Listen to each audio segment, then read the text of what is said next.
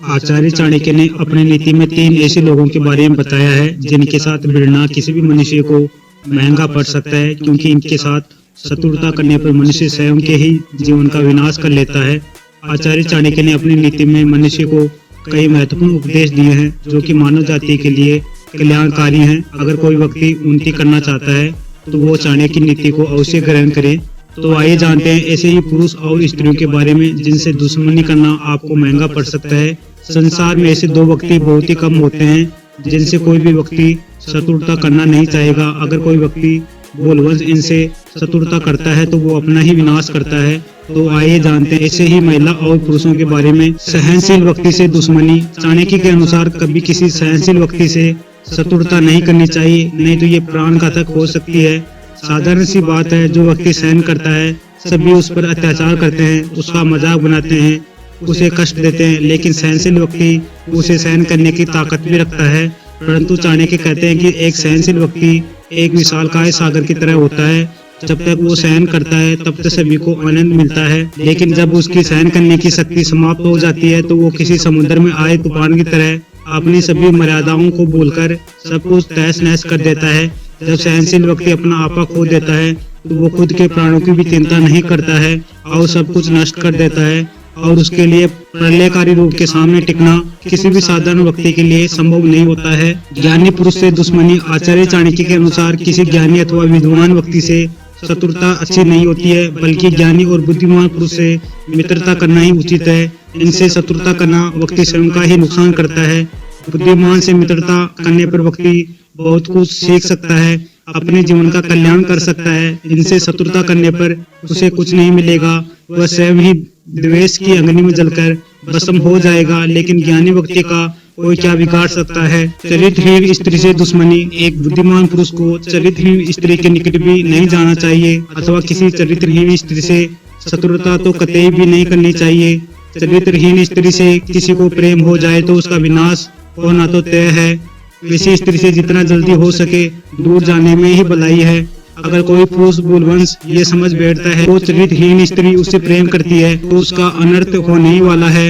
ऐसी महिला से धोखा मिलने पर भी दुखी नहीं होना चाहिए और अपने कार्यों में लगे रहना चाहिए और उससे प्रतिशोध लेने की विषय में भी नहीं सोचना चाहिए, नहीं तो उसमें उस स्त्री का तो कुछ नुकसान नहीं होगा बल्कि भला मनुष्य ही मृत्यु को प्राप्त कर लेगा। आचार्य चाणक्य के अनुसार ऐसे किसी भी व्यक्ति और महिला से अकारण ही शत्रुता नहीं करनी चाहिए। किसी को कमजोर समझकर उसका बलपूर्वक भयादोहन नहीं करना चाहिए। ऐसा करने वाला मनुष्य नीच की श्रेणी में आता है। तो मनुष्य जानबूझकर दूसरों की आजीविका पर आघात करता है, दूसरों को अनिष्ट करने के लिए चाले चलता है। ऐसा मनुष्य अत्यंत क्रूर होता है। इच्छा शक्ति बढ़ाओ, सब कुछ प्राप्त होगा। दोस्तों, आप जो भी काम अपनी जिंदगी में करने की सोचते हैं, जो भी मुकाम हासिल करने के बारे में सोचते हैं, तो आपके अंदर एक इच्छा शक्ति जागृत होती है।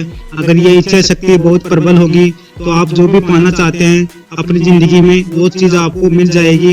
दोस्तों, कहते हैं कि इच्छा शक्ति ही सफलता का प्रथम पड़ाव होता है। जिस तरह से आग कम जलती है तो उसे बहुत ही कम गर्माहट मिलती है, इसी तरह अगर आपकी इच्छा शक्ति कमजोर है तो उसके कमजोर ही परिणाम मिलेंगे। अर्थात अगर आप अपनी जिंदगी में अपनी इच्छा शक्ति को मजबूत कर लें तो आप कठिन से कठिन कार्य को भी बड़ी आसानी से पूरा कर लेंगे। कई बार हमारी असफलता के पीछे भी हमारी कमजोर इच्छा शक्ति ही होती है। जब हम बार बार असफल होते जाते हैं तो हमारी इच्छा शक्ति कमजोर होने लगती है और ये कमजोरी इच्छा शक्ति आपको असफल बना देती है। लेकिन अगर आप अपनी इच्छा शक्ति को बढ़ाना सीख लेंगे तो आप सफलता के शिखर तक पहुंच जाएंगे।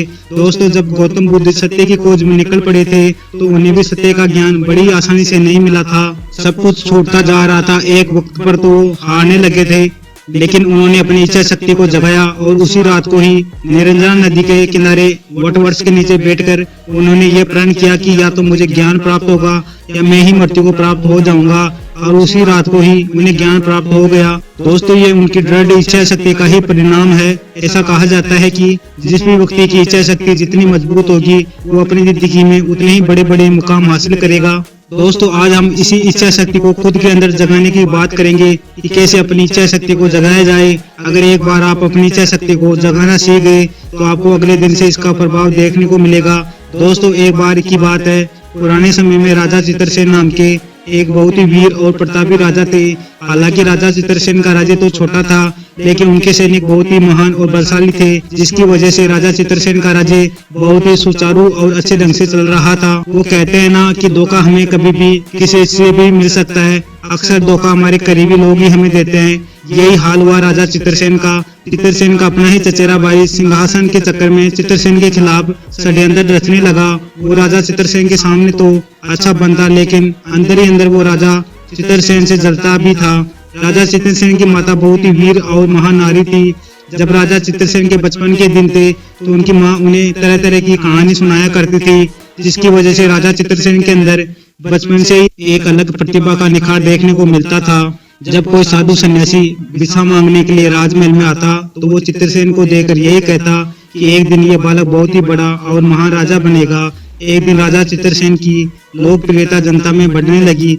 धीरे धीरे समय बीतने लगा और चित्रसेन की लोकप्रियता जनता के बीच में और ज्यादा बढ़ने लगी। इसी बढ़ती हुई लोकप्रियता की वजह से आगे चलकर राजा चित्रसेन को राजा बना दिया जाता है। अब उसका चचेरा भाई राजा चित्रसेन से और ज्यादा जमने लगा, क्योंकि वो राजा बनना चाहता था। चित्रसेन बहुत ही योग्य था, उसकी लोकप्रियता काफी ज्यादा हो चली थी, जिसकी वजह से चित्रसेन ही राजा बना।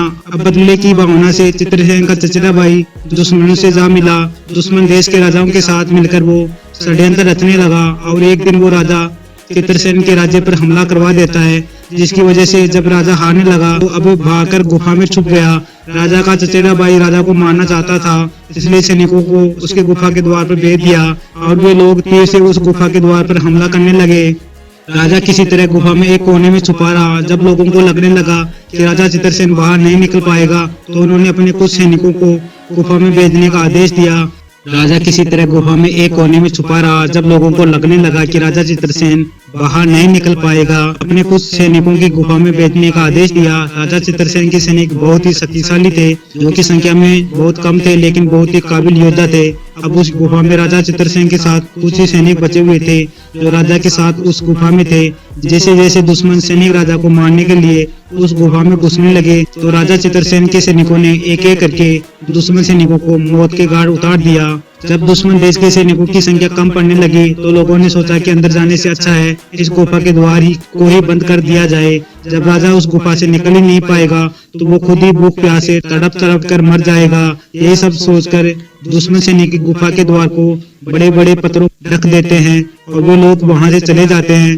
धीरे धीरे एक दिन बीता, 2 दिन बीते। राजा सोचने लगा कि गुफा के द्वार को कैसे खोला जाए। राजा बहुत ही सोच में पड़ गया। अब राजा को लगने लगा कि अब उसकी मौत की आखिरी घड़ी है, अब उसकी मृत्यु के दिन आ गए हैं, अब उसे संसार को छोड़कर जाना है। इस बीच वो अपनी माँ को याद करता है। दोस्तों, जब हम मुसीबत में होते हैं तो अक्सर हम अपने करीबियों को ही याद करते हैं, जैसे अपने माता पिता, अपने गुरु और अपने कुछ दोस्त। राजा यही सोच रहा था कि अचानक उसे अपने बचपन की कुछ बात याद आ गई, जो कि उसकी माँ ने बचपन में राजा चित्रसेन को बताई थी। राजा की माँ ने कहा था कि मृत्यु को मत सोच, आगे बढ़े। राजा की माँ ने राजा को ये बात बचपन में ही सिखाई थी। उन्होंने राजा से बोला था कि बेटा, जब कभी भी तुम्हारी मृत्यु निकट आ जाए, तुम्हें लगने लगे कि तुम हारने वाले हो, बस तुम्हें मृत्यु के अलावा कुछ भी नहीं दिखाई पड़ रहा है, तो तुम मृत्यु के बारे में मत सोचना, क्योंकि मृत्यु के बारे में अगर तुम सोचोगे तो तुम्हारी इच्छा शक्ति कमजोर होने लगेगी, और अगर तुम्हारी इच्छा शक्ति कमजोर हुई तो तुम अपने कार्य पर ध्यान ही नहीं दे पाओगे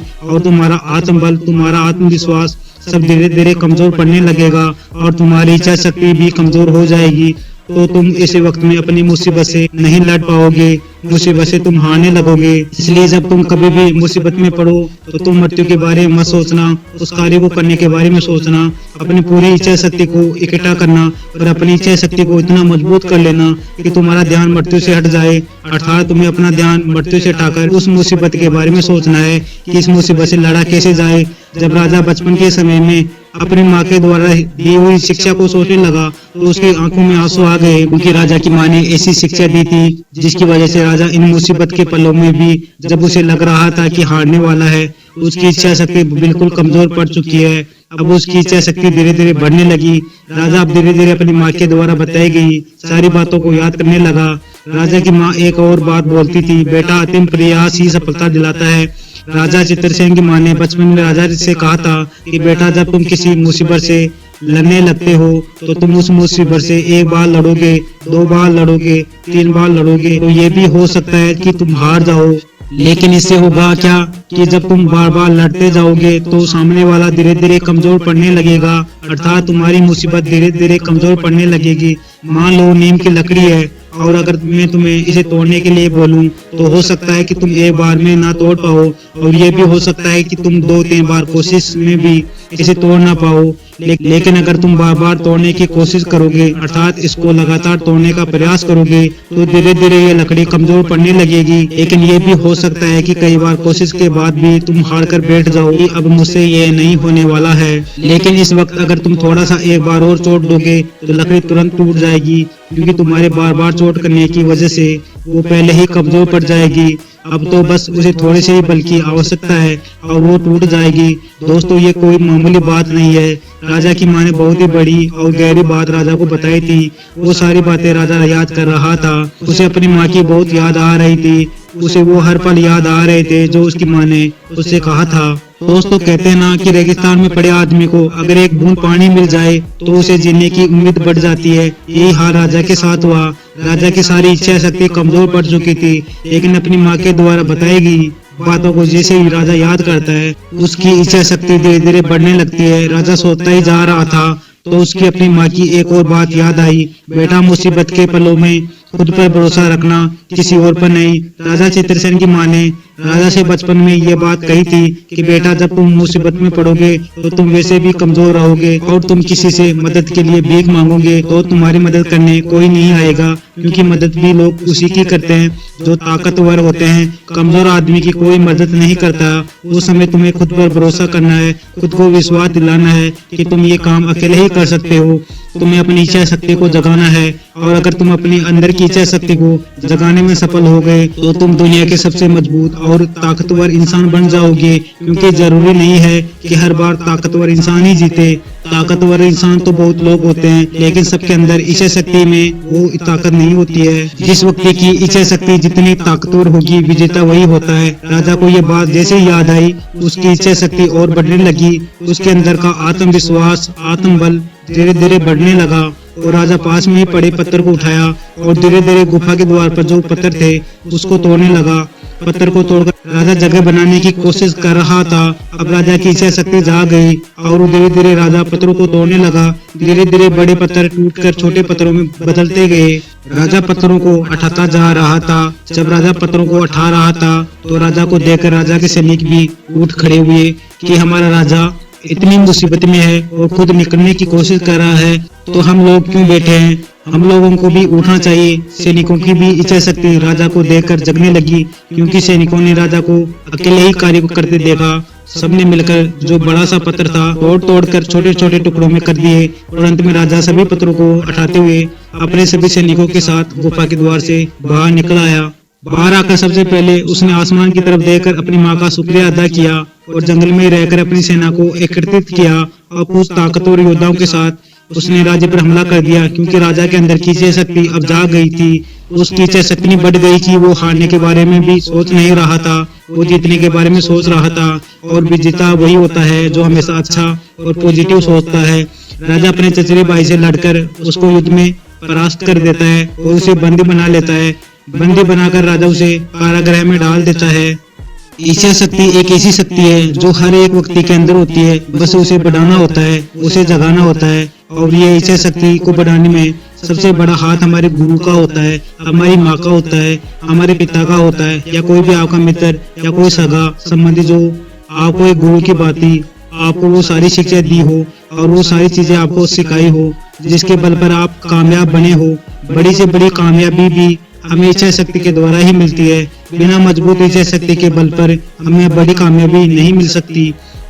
युद्ध को जीतने के बाद राजा शिल्पकार को बुलाता है और उसने पत्थर पर अपनी माँ के द्वारा कही गई बातों को शिल्पकार से लिखवा देता है और आदेश देता है कि इस पत्थर को अभ्यास के मैदान में रखा जाए, अर्थात जहाँ पर राजा युद्ध कौशल के लिए अपनी तैयारी करता है वहीं पर इस पत्थर को रख दिया जाता है। जब भी राजा पत्थरों को देखता है, उस पर लिखी हुई बात को देखता है, तो उसकी इच्छा शक्ति बढ़ जाती है और वो हर कठिन से कठिन कार्य को भी आसानी से कर लेता है। दोस्तों, अपनी मजबूत इच्छा शक्ति के बल पर वीर नेताजी सुभाष चंद्र बोस ने अंग्रेजों के दांत खट्टे कर दिए थे और वो हर कठिन से कठिन कार्य को भी बड़ी से आसानी से कर लेता था। इच्छा शक्ति ही आपको मजबूत इंसान बनाती है।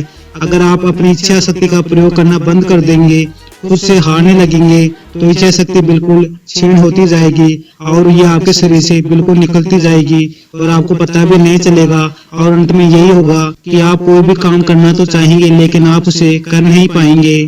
दोस्तों, पितामह भीष्म अपनी दृढ़ इच्छा शक्ति के बल पर ही सारे शरीर को बाणों से धोने के बावजूद भी 6 महीने तक शैया पर पड़े रहे। दोस्तों, महावीर महान प्रतापी हनुमान जी अपनी दृढ़ इच्छा शक्ति के कारण ही 7 समुद्र को पार कर गए थे।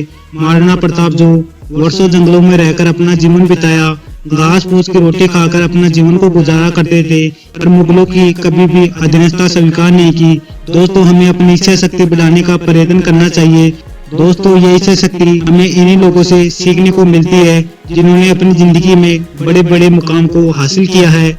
उनको देखकर, उनकी बातों को समझकर हम अपने अंदर का आत्मविश्वास, हम अपने अंदर की इच्छा शक्ति को जगा सकते हैं। जब भी आप मुसीबत में पड़ जाओ, आपको कुछ समझ में नहीं आए, तो आप ऐसे लोगों के बारे में सोचिए जो अपनी इच्छा शक्ति के बल पर तमाम कठिनाई को पार करते हुए अपने कठिन वक्त को भी हरा दिया। दोस्तों, मुझे उम्मीद है इस वीडियोस में आपको बहुत कुछ सीखने को मिला होगा और अगर आप नए हैं तो हमसे जुड़ने के लिए इस चैनल को सब्सक्राइब करना मत भूलिएगा।